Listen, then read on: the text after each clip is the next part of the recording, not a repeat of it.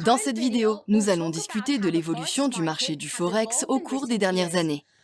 Avant 1996, le trading du Forex était réservé aux grandes institutions financières, aux entreprises, aux banques centrales, aux gouvernements, aux fonds spéculatifs et aux particuliers fortunés.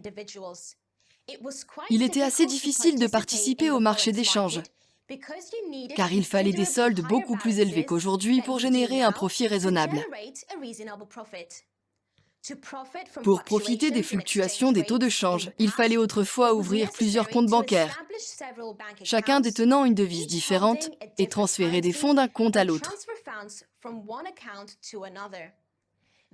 Ce processus était souvent peu pratique, car la compensation des opérations de change pouvait prendre jusqu'à 3 jours ouvrables, au cours desquels les conditions du marché pouvaient changer de manière significative et rendre non rentables des positions précédemment rentables.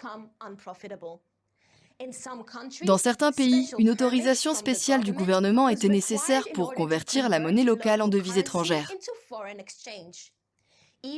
Même si la transaction a lieu, la banque qui l'a effectuée facture généralement des frais élevés pour ses services, réduisant ainsi tout le bénéfice réalisé.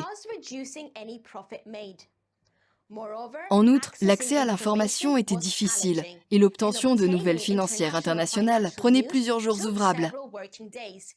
Ce qui signifiait souvent qu'au moment où l'on réagissait aux événements du marché, celui-ci avait déjà changé. En 1996, le trading du Forex a commencé à devenir plus pratique et plus accessible aux particuliers, grâce au développement du trading sur Internet et à la possibilité de négocier sur marge.